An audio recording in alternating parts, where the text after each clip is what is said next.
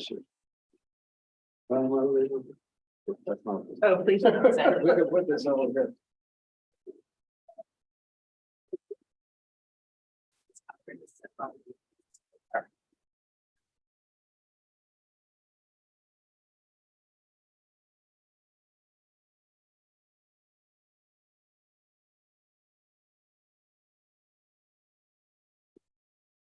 Okay, thank you all for coming.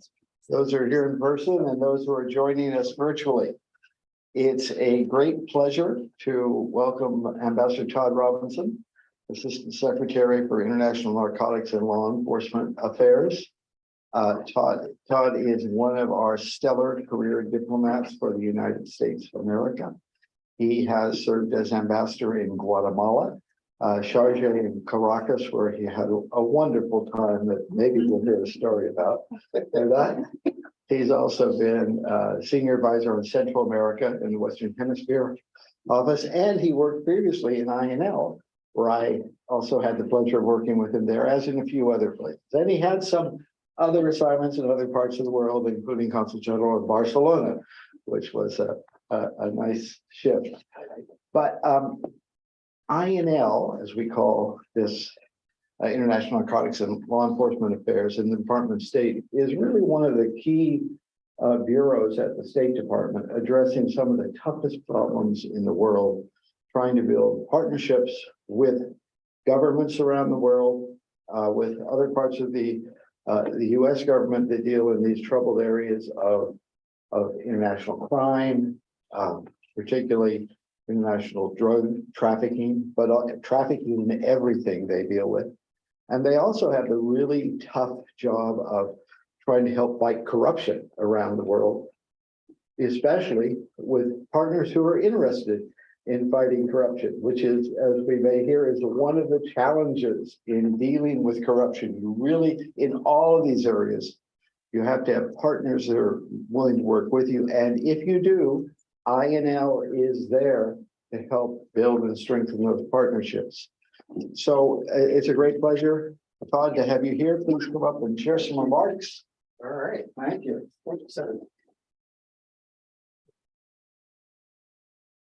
So for those of you who don't know, you are somewhat in the presence of greatness here. You have a number of ambassadors, actual and former. Piper was an ambassador, Ambassador Tony Wayne, career ambassador, which is the highest rank in our system. John Feely, ambassador to Panama, and all around good guy. So you should take advantage. Thank you for the kind introduction, and good morning, everyone. It's really great to be here today. And as Ambassador Wayne noted, my name is Todd Robinson, Assistant Secretary for the Department of State's Bureau of International Narcotics and Law Enforcement Affairs, also known as INL, also known as the Bureau of Drugs and Thugs. Our mission is to keep U.S. citizens safe by countering crime, illicit drugs, and instability abroad. And our motto, which we've just recently updated, is security through justice. And that seems today more important now than ever. We play a critical role in addressing some of the Biden administration's national concerns, including overdose epidemic, countering corruption, and the war in Ukraine. But before we go into that, I want to tell you a little bit about myself and my journey to becoming a State Department employee and eventually an ambassador and assistant secretary. Started my career 35 years ago in Bogota, Colombia. That was my first assignment. During that time, I've been a special assistant to the late Secretary Madeleine Albright. I've had leadership positions in Spain and Albania. I was both chief of mission and ambassador in Guatemala, deputy chief of mission and ambassador in Guatemala. And I spent a long 6 months as our charge d'affaires in Venezuela until President Maduro decided it was not love and kicked me out first. And then a year later, we ended up closing the embassy completely. Before all of that, I was a journalist, which is something I share with Secretary Blinken. But it was really public service that drew my attention. And led me to wanting to represent our country abroad. And I think also, I mean, I think we all harbor this desire to change the world. Something I've honed in on during my career is that I worked for the American people. My first president was Ronald Reagan. My first Secretary of State was George Shultz. And all of them, and all of the time that I've worked for the presidents and secretaries of state since then, I have really focused on making the United States stronger and less susceptible to the threats from abroad. One major threat we're facing today is the drug overdose crisis, which you all may be aware is being driven by synthetic drugs like fentanyl that are illicitly manufactured outside of our borders, largely. It's ravaging our country and is the leading cause of death for Americans aged 18 to 49. Think about that. The crisis is among the administration's top security and health priorities. In the past 6 months, my team has had one number in mind, 107,000. That is roughly the number of people who died of drug overdoses in the United States in 2021, almost 70% of which were due to opioid overdoses. Last month, I testified in front of the Senate Foreign Relations Committee about our international efforts to stem the horrific flow of fentanyl into the United States. I did so with the DEA administrator and the White House Office of National Drug Control Policy Director, who are some of the strongest partners that we have in tackling this priority. We also continue to urge the People's Republic of China, which is really the elephant in the room, to re-engage in discussions and take meaningful action to end the diversion of chemicals used as precursors for illicit drug production. Synthetic drugs pose too urgent and too complex a threat for all of us to fail to find common ground. I just returned from a trip to Vienna where I participated in the UN Commission on Narcotic Drugs, one of the most important meetings for countries to coordinate and agree on joint action addressing these issues. There, I emphasized our #1 priority, coalescing international partners to work together and confront the public health and security challenges posed by synthetic drugs. And I urge my international counterparts to help develop and strengthen strong domestic foundations for information sharing about drug trends and to take full advantage of the UN framework to internationally control dangerous synthetic drugs. We also highlighted INL's efforts to improve the quality of prevention treatment and recovery support services through the development of international standards and the training of the professionals that combat substance use disorders throughout the world, including the many dedicated professionals in the United States. As Ambassador Wayne mentioned earlier, another global issue we face is corruption. Too often, transnational organized crime groups use their funds and influence to corrupt officials and institutions, which creates permissive environments where crime can thrive. This is why President Biden made combating corruption a national security and foreign policy priority, and why Secretary Blinken designated the US government's first coordinator on global anti-corruption.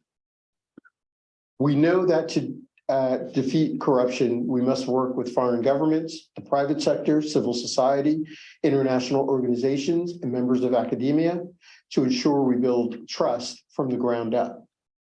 For example, last year with INL support, Colombia passed a new transparency, prevention, and combating corruption law to deter and detect corruption and money laundering and increase the Attorney General's asset seizure and forfeiture powers for goods linked to public corruption. In Mexico, INL and State Attorney General's Office and the State Attorney General's Office partnered with a civil society organization to launch an online tool to enhance transparency and combat impunity by enabling citizens to file criminal complaints through an app. INL is well equipped to be at the forefront of some of the administration's core national security interests with our breadth of institutional experience and strong partnerships. But one hallmark of pride I have for INL is its capacity as an agile and effective organization, where we have proven ourselves with our unwavering support for Ukraine in the last year and well before Russia's invasion. Following the 2014 Revolution of Dignity, INL deepened our partnership with the government of Ukraine. When we were asked to assist with justice sector reform, we wholeheartedly accepted the challenge to bolster Ukraine's institutions. The brave forces you see today, Ukraine's border guards, national police, anti-corruption institutions, the prosecutor's office, have all received extensive assistance and training from INL and our interagency partners over the years. When we saw Russian troops mass along the Russia-Ukraine and Belarus-Ukraine borders last year, INL pivoted our resources and immediately jumped into action. Since December 2021, we have committed nearly $700 million in support to our Ukrainian partners. INL has delivered hundreds of armored vehicles, thousands of bulletproof vests, plane loads of tactical equipment, medical gear, and other field supplies to help Ukraine. I hope these examples have given you a better idea of the global issues INL tackles and the importance we place on our strong partnerships around the globe. That, Ambassador Wayne, I'm happy to answer any questions the group may have for me today. Thank you.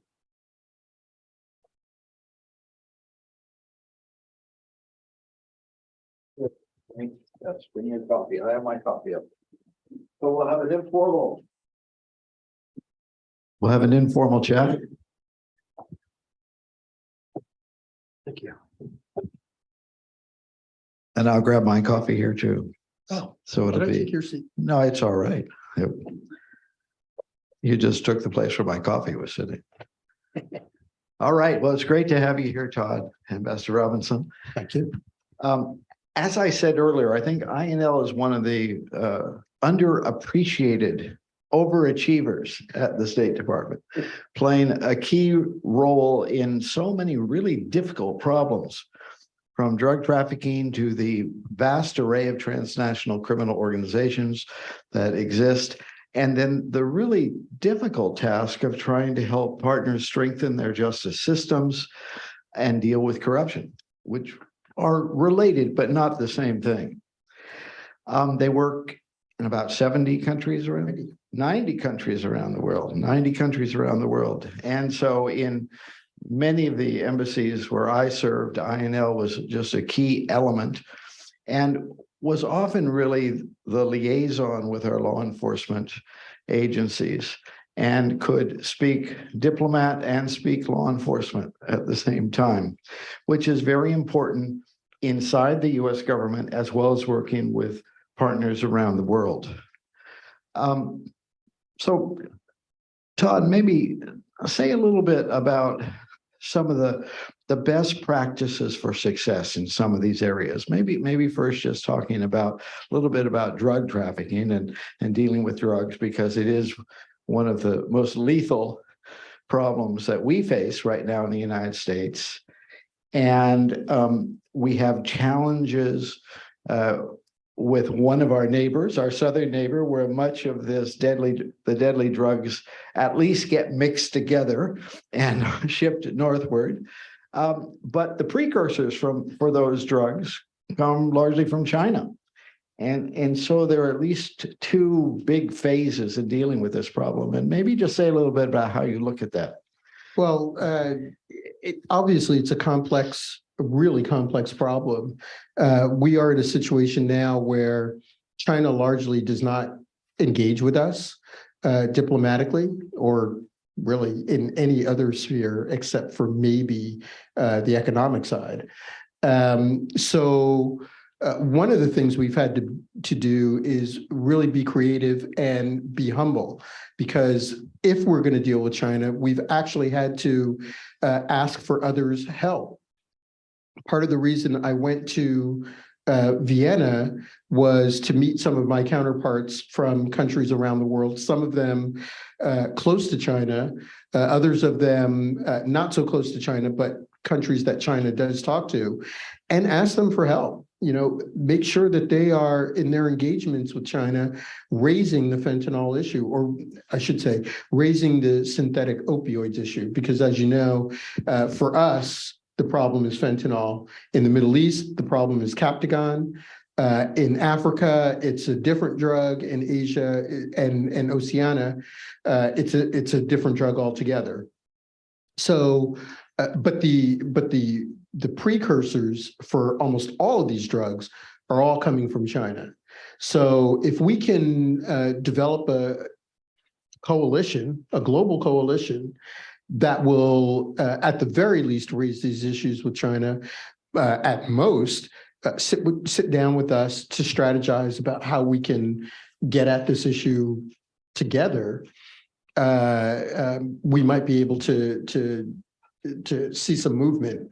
And so that's what we've been doing. I've been traveling around the world. Started this last trip. I started in Georgia, Tbilisi. I went to Rome and visited with our good friends at the Vatican, which if you don't know about the Vatican, you really ought to read up about them, because the things they do around the world that nobody knows about are legendary. And then I ended up in Vienna at the CND, the Commission on Narcotic Drugs, all with the same idea of asking for help and asking for these countries to join our coalition. Well, that's good. And maybe eventually we could get to an international agreement that actually has better tracking of precursors. Yeah. Which has been an idea out there for a long time, but very hard to get people to agree to that. Let me jump for a minute to working with bilateral partners. The partnership is very important in getting trusted partners, and it's very hard to bring about change when you don't have trusted partners. What are some of the best practices and some of the biggest challenges, even if a government says, oh yes, we'd like your help to deal with this trafficking organization or with this corruption problem? What are the challenges, and then what are the best practices for getting through that? Well, the challenges are obvious. If you have a government that is not willing or able to acknowledge that it has a corruption problem and then do something about it, then it's going to be a tough spot. If you're faced with something like that, then you have to start looking for champions, right? You have to start looking for people within those governments that you can support, sometimes openly, sometimes not so openly, that you can hope will get to a position and get to a time where they will be able to affect change in their country. One of the tools that you used and the other ambassadors used really well is the International Visitors Program, where we, even as new officers, young officers, identify people in the country that are a little bit off the radar, but show some leadership. And we can bring them to the United States for anywhere from 3 weeks to 2 months, and cultivate them and show them how we do things here in the United States. And you never know, later on, as we're all growing older in our positions, some of these people end up being attorneys general. Tony Blair was an IVLP. Jacques Chirac was an IVLP. These are people who ended up leading their countries. So these are some of the tools that we can use. You know, we INL are blessed with a fairly large foreign assistance budget. So, and you know, police departments, border guards, prosecutors, they love bright, shiny new toys. They love technology. You know, these are ways that you can gain trust, confidence, and later on influence. But it also, and the other ambassadors in the room will identify this as well. A lot of time, difficult conversations with government leaders, forcing them to, you know, look in the mirror and decide, do you want better for your country and your people or not? Is this just, you know, rhetoric in order to gain and maintain power? Or is this really about making ordinary people's lives better? And sometimes that conversation goes well. I've been in situations where that conversation has gone well, and in situations where it has not gone well.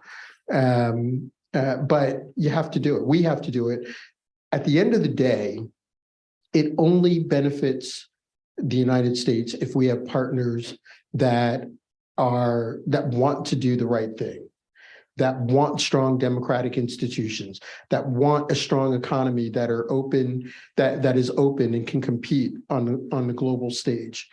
And so that's what we're trying to do. You know, we work very closely with police departments around the world, recognizing that there is a lot that we have to learn and a lot more that we can be, and recognizing that we can be a lot better. But if you're not having that conversation at all, Russia and China are. And at the end of the day, despite all of my reservations about the way we do policing in the United States, I would still rather have our model prevailing than either Russia's or China's. And we've had to learn a lot along the way. I can remember we were trying to help in Kosovo and the former Yugoslavia, and we just did not have access to the police advisors to come and help in that part of the world. But now you've built, your bureau over the years have built a whole network of people doing that. Absolutely. And you mentioned soft power, and you now give out anti-corruption champion awards. That's right. That, which is another part of this soft power. You want to just say a little bit about that? Yeah. So I can't remember when we started, but it was before the pandemic for sure. We recognize that there are, you know, as I mentioned earlier, there are champions out there. There are people who are willing to put themselves on the line to expose corruption. And like we were doing with the Women of Courage, we decided to recognize those anti-corruption champions. Sometimes they're journalists, sometimes they are whistleblowers. A lot of times they're from civil society organizations that are risking their lives every day to expose what's really going on in their countries. And it's really funny because sometimes when we confer this award on someone, it sort of gives them a little protection. It gives them this aura. But we've had people go back to their countries after accepting their award and are thrown in jail. So it can be a double-edged sword. Right, for sure. And the work that you do, there's been a lot of talk about democratic backsliding in the world, but a lot of the work that you do is really aimed at bolstering democracy in the whole sense of rule of law, the importance of rule of law, and you have capacity building programs and others for those that are interested in strengthening their institutions. Maybe say a little bit about the kind of assistance you all provide. Well, we have, like I mentioned earlier, we have the bright, shiny toys that we can provide, but we have, we're fortunate that we have access to our partners in the interagency. So we can draw on experts from the Department of Justice, DEA, Department of Treasury, FinCEN, the Department of Treasury's office that handles complex in financial transaction investigations. We can call on all of them to go to Kosovo, to go to the Middle East, to work with our trusted partners, to do training, to help them with investigations.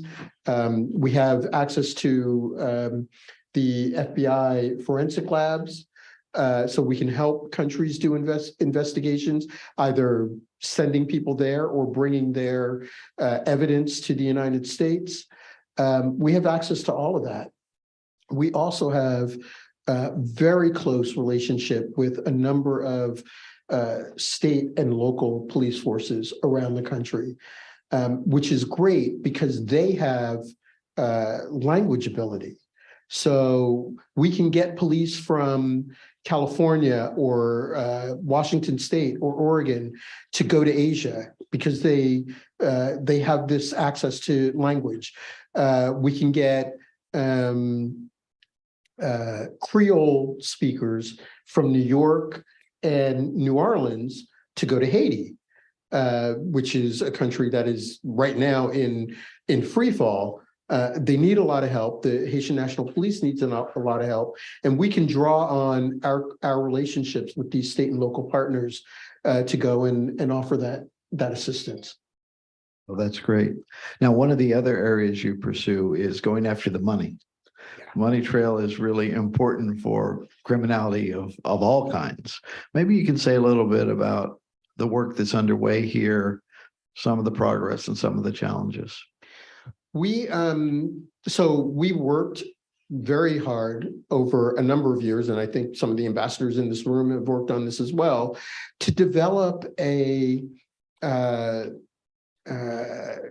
transparency, anti-corruption global framework.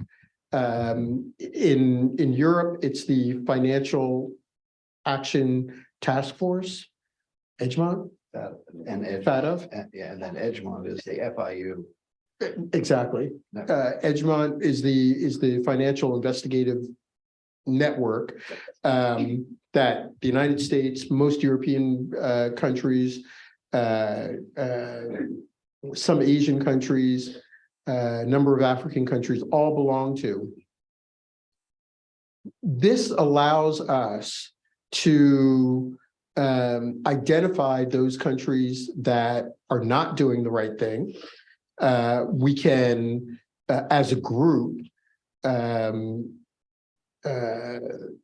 isolate them, not allow them access to our banking systems, and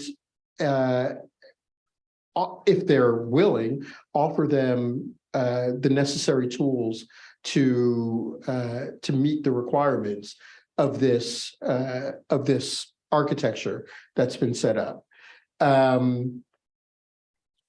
We do that around the world. Other countries, obviously, the European Union is another one, another group that offers this kind of support. It is a point of pride for a lot of countries to be part of this group. So we can leverage the fact that countries want to be part of this group to, again, get at this issue of transparency, good governance, and anti-corruption. Now, is it perfect? Obviously not. If you've followed the investigations of the Panama Papers, you know that as governments are working more and more to set up the type of global architecture that would make financial transactions more transparent. There are experts and lawyers and government officials out there trying to hide their money. And it's an ongoing battle every day. And we just keep at it. Right. And as I got to learn at a recent trial in New York, some of our best apparent partners are often doing that, very sadly. So let me invite people to come up and ask questions. And as we transition, Todd, I want to ask you a little bit about the Foreign Service more broadly. We have a number of students here at SIS who look forward to potentially working in some kind of international service and potentially working at the State Department. So could you just say a little bit about that, your experience and why it's worthwhile exploring? Sure. So I joined the department in 1986, 87, something like that. I was fortunate. I knew this is what I wanted to do from a very early age. There's a long story involved, but the short version is back in the 70s, we were negotiating the Strategic Arms Limitation Talk Treaties, SALT 1 and SALT 2. The Senate had to ratify this treaty, and for the first time, this was televised. I saw this and was mesmerized. I wanted to be Warren Christopher, Harold Brown, Zbigniew Brzezinski. I wanted to do those, to work on things like that. And much to my mother's disdain, because the Senate ratification hearings were at the same time as General Hospital. But eventually she let me watch it, and here I am. That's great. All right, please introduce yourself and ask a question. You can. Yeah, it's on. Hello. Okay, there we go. It might be a little bit. There we go. Hello. There you go. Twisted it. This is part of the Foreign Service test. Can you adjust a microphone stand? All right. Cool. Thank you, Ambassador Robinson, for coming to speak to us today. My name is Bob Greenbaum. I am a second-year graduate student at SIS. I'm studying U.S. foreign policy and national security. I'm also an intern at the American Academy of Diplomacy. So I'm definitely hearing a lot of experiences about personal experiences about the Foreign Service from our members and former ambassadors. So also I'm in a practicum about the Northern Triangle, democratic backsliding in Guatemala, El Salvador, and Honduras. And I was very curious on your experience as ambassador to Guatemala, and also talk maybe a little bit about INL's operation in Guatemala, how it affects, like how have you seen it affecting democratic, or trying to promote democracy and preventing democratic backsliding in Guatemala? Yeah, no, that's a great question. It's a great area. I salute you for focusing on it. Guatemala, Honduras, and El Salvador now are going through, all three countries, frankly, are going through relatively tough times in terms of democratic backsliding. I was in Guatemala as ambassador from 2014 to 2017. What we saw happening was part, I think, of a much larger phenomena around the world where citizens had enough. They knew corruption was going on for years, but because that's the way the system was, they had largely figured it out. They'd figured out how to exist in that system. What happened in Guatemala, very short story, the the government at the time had set up a scheme by which importers could get around paying the taxes that on the duties on their goods if they paid the right people. And the right people happen to be the president and the vice president of the country. The investigations that followed, largely supported by a UN anti-corruption agency, it was the International Commission Against Corruption in Guatemala, or CICIG,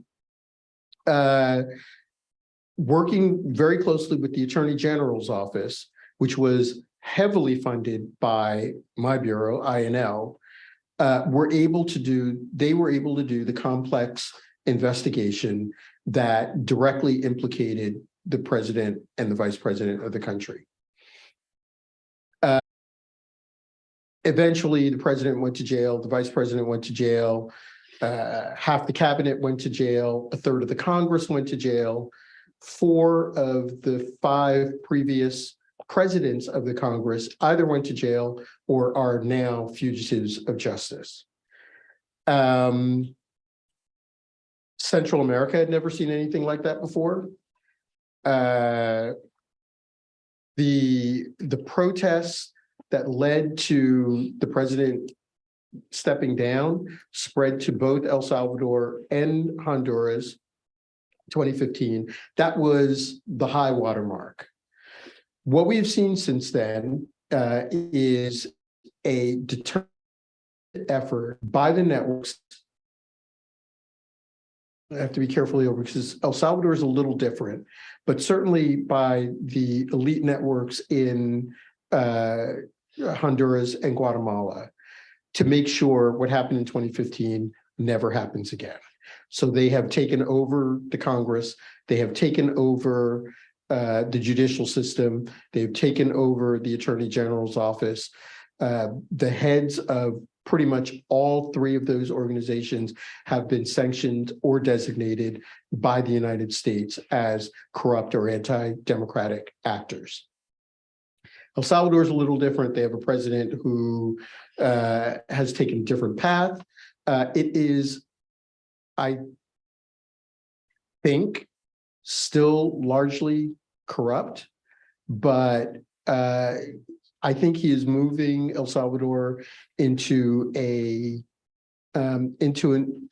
singular authoritarian state, whereas in Guatemala and Honduras, it's a little more nuanced, it's a little more diverse, but it is an authoritarian state backed by elite families and corrupt actors. Mind if I do a follow-up question? Yeah. I mean, we have to give others. Thank you very much. Sure. Mr. Ambassador, thank you for having us this morning. I'm Chase Whitehouse. I'm an undergraduate in my first year of the Global Scholars Program here at SIS. And so in regards to Mexico, how does the United States best combat the increasingly violent and ideological characteristics of NTO, such as the Cartel Jalisco Nuevo Generacion, specifically that, but alongside that with President Obrador's hesitancy to accept American help on matters of national security within Mexico? Yeah, it's a complicated question, but a very good one. So we do 2 things, right? We work directly with Mexico's federal government, and we do as much as we can with them. But we are fortunate that they are somewhat decentralized. And we have over the years been able to develop very close relationships with governors and city councils and state and local police throughout Mexico. What we have found is that whenever there is, I would say, hesitancy on the federal level to work in Mexico, there has been almost no hesitancy on the state level. They still want our training. They still want the equipment we can provide. They still want access to information that we can give them to go after networks, go after gangs, go after the violent criminals that are making their citizens suffer. So sometimes, we have to be creative. We have to be patient. And we have to find partners where we can, and that's what we do. So when we can't work with the federal, we'll try to pivot to the state. In a perfect world, we would want to work with both. Thank you.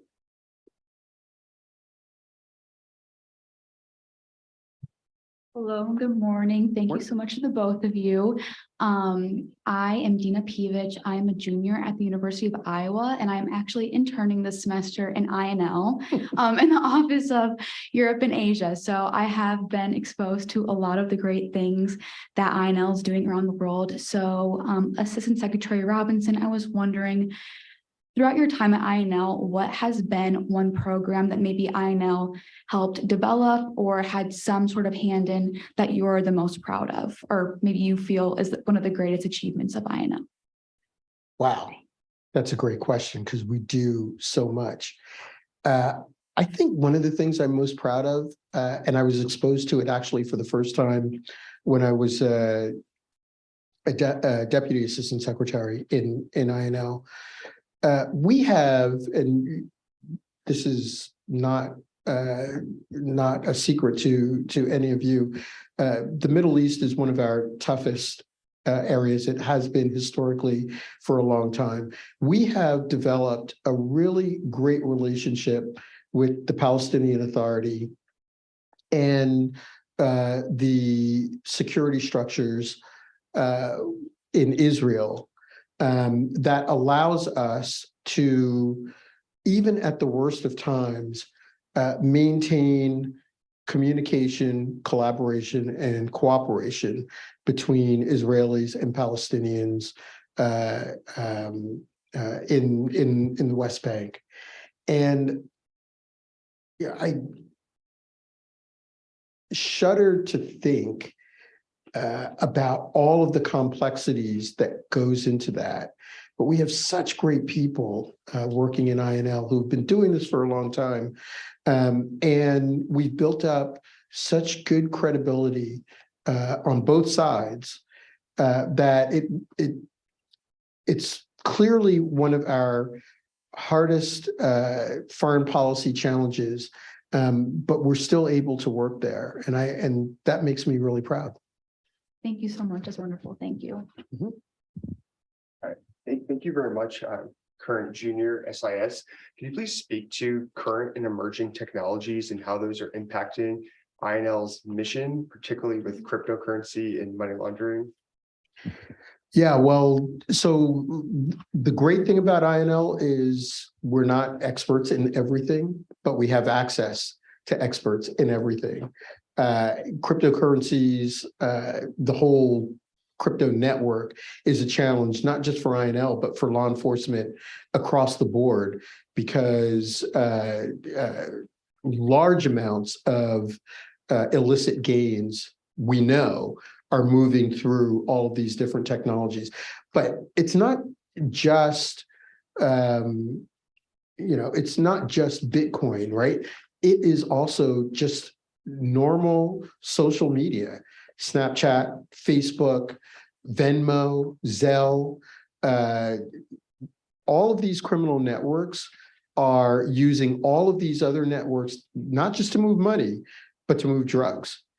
I was talking to a colleague in DEA the other day, and I mean, I don't know if this is anecdotal or not, but he said, if you order, if you go online and order a drug, a dietary supplement, something like that, there's a 50% chance you're going to get something laced with fentanyl. That is crazy. And that's what law enforcement in the United States and around the world is up against. And it's really, really hard. There are experts working on this kind of thing. But, you know, if we want an internet architecture that is open and transparent. We also have to find a way, and we are working on a treaty, a UN treaty, that will find a way to make it transparent, but safeguard ordinary people. It's really hard. Thank you. Sure. The only other thing I would add is, in terms of technology, everybody wants drones. And INL can provide them. We provide them in Ukraine. I've seen a lot of people are provided them, sadly. Yeah. Yes. Okay, our last question. Thank you. Thank you so much for coming today. My name is Stephen Burley. I'm a second-year master's student. Often in certain scenarios, when we're working with partners on issues of corruption, they'll say one thing and then do another. And many times we also rely on them for assistance in other areas or tackling other problems. How can we bring about that pressure and have those tough conversations that you alluded to without isolating them and losing support in other areas where we heavily rely on their help? Yeah, it's really hard. And you're balancing, one issue where this is playing out in the newspapers and in the halls of Congress and all over Washington is migration. We need Mexico desperately to help us with our migration issue. We also need Mexico to do more on the fight against transnational organized crime. And it is a really tough balancing act that requires daily conversation. In fact, two people who know this far better than I do are sitting in this room. Ambassador Wayne, who was ambassador to Mexico, and his former DCM, John Feely. It's a really, really hard dance. And, I'm at a stage in my career where I can say this. When I'm testifying on the Hill and a senator or congressman asks me a question just like this, what they want to hear is, well, we're just going to be tough on them. We're going to go in and tell them what they need to do. We can't do that. If we want to maintain these relationships, if we want to have them help us when we need it, when we want to be able to call upon them to support us in the UN, then we have to, it has to be nuanced. I call it living in the gray. There are times when you can be black and white, but the vast majority of my career has been living in the gray.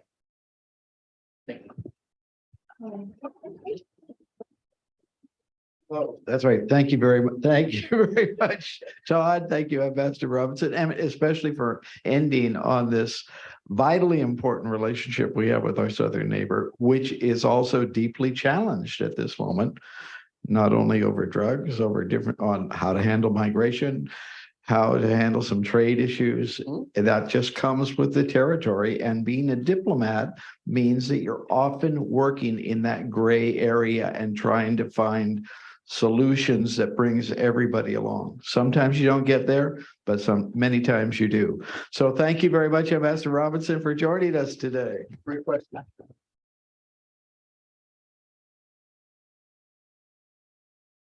All right. Thanks to everybody for being with us.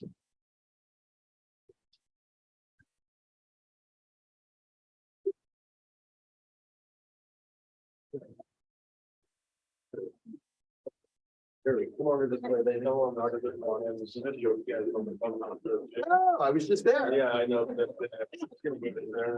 That's why I wanted to. I remember who you are. You guys were. How you doing? It's even just